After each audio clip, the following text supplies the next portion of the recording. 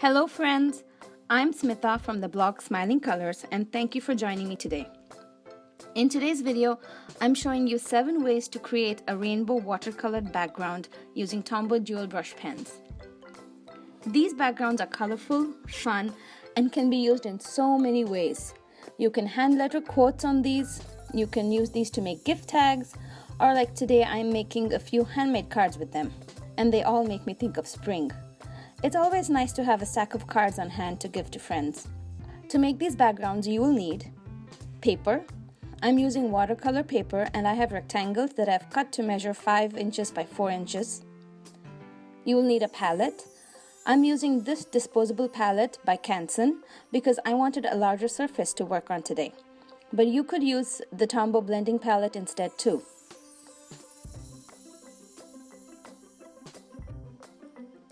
Dual brush pens. I have 7 colors of Tombow dual brush pens here. These pens work great with these techniques because they are water-based and I love the bright colors they come in.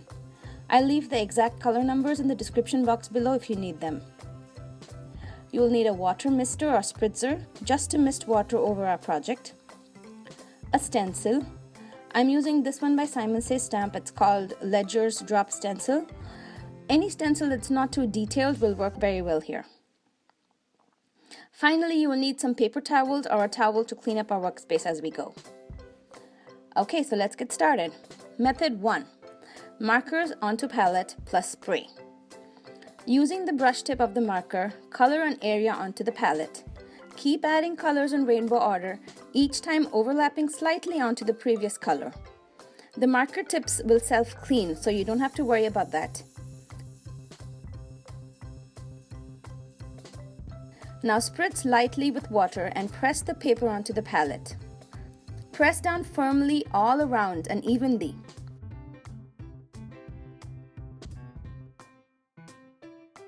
And then lay your paper towel on top to catch the excess color around so that we can have our hands clean. Lift the paper off from the bottom edge carefully in one fluid motion. You see color pooled in areas here and I'm just picking up the excess color using the paper towel. Some areas didn't get as much color as I would have liked, so I'm pressing those areas down again onto the palette and then wiping the color into the watercolor paper.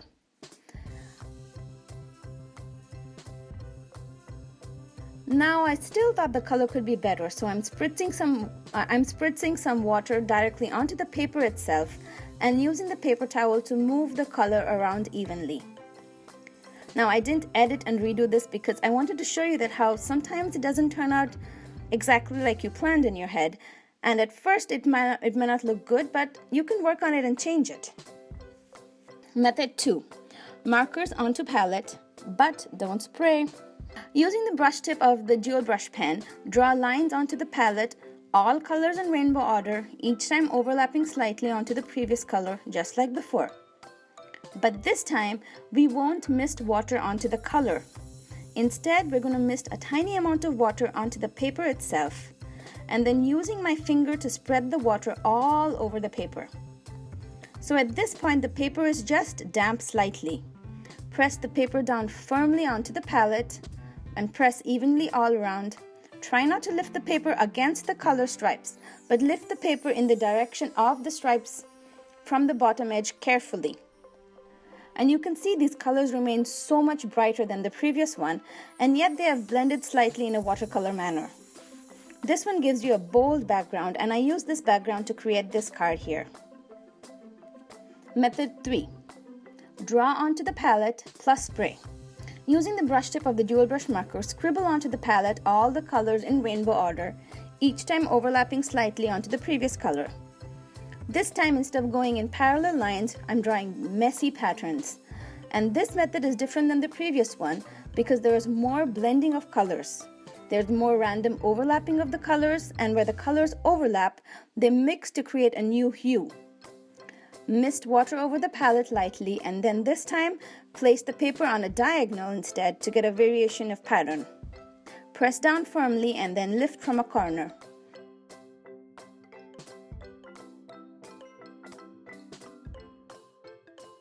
The color pooled a little here, so I'm using the paper towel to pick up the excess water. Now I felt that I needed a little more color, so I'm pressing down parts of the paper onto the palette and picking up more color. And then I'm patting the paper dry with the paper towel as I go. I repeat this process over and over till I'm happy with the result. Now you don't have to pat the paper dry, but you can leave it to air dry instead, and then the colors will be a bit more brighter. But I'm impatient and I like to dry things as I go, and I also smudge things if I let them dry, so this was a good thing to do.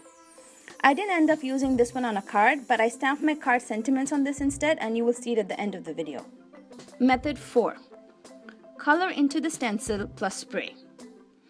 Now this is a fun technique and there are so many possibilities. Again, in rainbow order, color into the stencil using the brush tip of the dual brush pen. You can color each area carefully, but it isn't really required.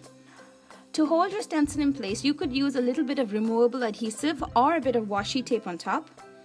Once everything is colored, you could leave it just like this too. But I'm going to mist some water on top, quite a bit of water, till I see the color start to bleed.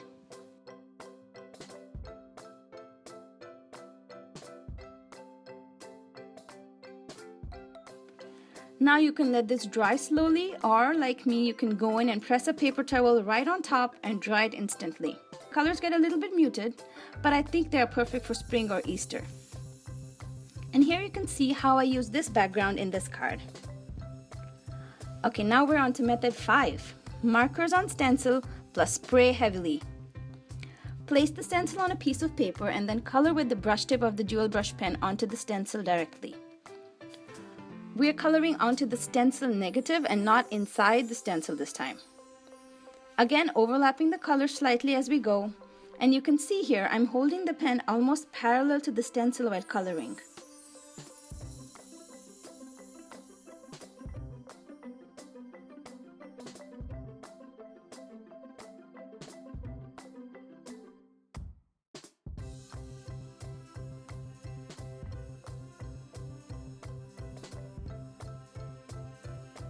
Now carefully lift the stencil and place it onto the palette. Mist the stencil generously with water, lots and lots of water.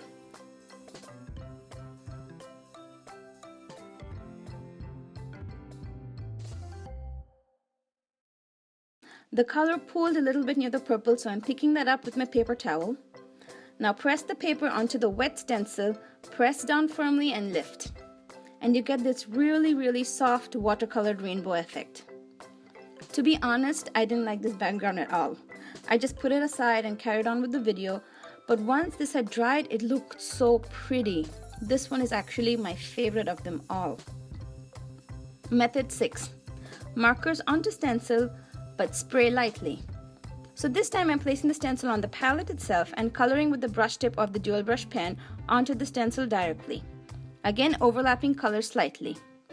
But I thought I would try to color on the palette itself and try to make two backgrounds at once. Once colored, I lift the stencil carefully and put it aside. We're going to use that next. Spritz water onto the palette and press the paper to pick up the color. This one turned out okay, nothing fancy, and I ended up using it to stamp my card sentiments on. Now place the stencil onto the palette, mist water over it lightly, press the paper down, and voila! You pick up the negative pattern of the stencil, and I love this one. I use this background on this card here. Method 7, the final one. Markers on stencil, spray, and then paint.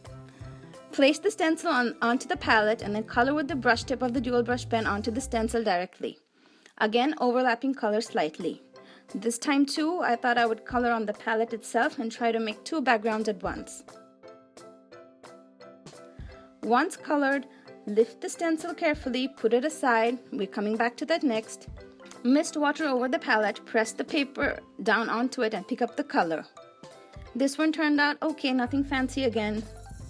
But now place the stencil onto the palette, mist water over it lightly, not too much water. Press the paper down and you pick up the stencil pattern again. This one turned out a little messy, but it's pretty. Now to take it a step further. Dip a paintbrush in just water and move the color around to fill the white spots. The color is so vibrant on the outside, but it turns softer where you paint it with the water, and this dries really pretty. And here you can see how I used this on this card. Okay, now here's a quick look at all of the backgrounds we created, and now it's time to make some cards. I'm going to walk you quickly through the steps here. I stamped some sentiments from the Simon Says Lovely Spring set using Versamark black ink. I stamped a few sentiments on the watercolor paper scraps I had, some on the backgrounds we created, and then I trimmed all of the sentiments to size.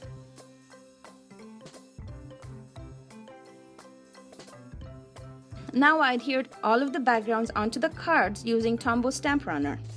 I love this adhesive because if you make a mistake while placing your background, you have a few minutes to remove and readjust it. To pop a few of the sentiments up, I'm using Tombow's 3D foam tabs, and that concludes this tutorial. All in all, I made 6 cards, and I love having a stack of cards to write notes to teachers and friends. Now these 7 methods are just a starting point. You can add your creative ideas to make many more backgrounds like these. If you enjoyed this video, please give it a thumbs up so I know to make more videos like this in the future. Share it on social media, or if you have ideas or thoughts for me, leave a comment below please. If you would like to recreate these exact cards, I will have a list of all the supplies used in the YouTube description box below. As always, thank you for spending some crafty time with me today, friends, and I hope you have a great day.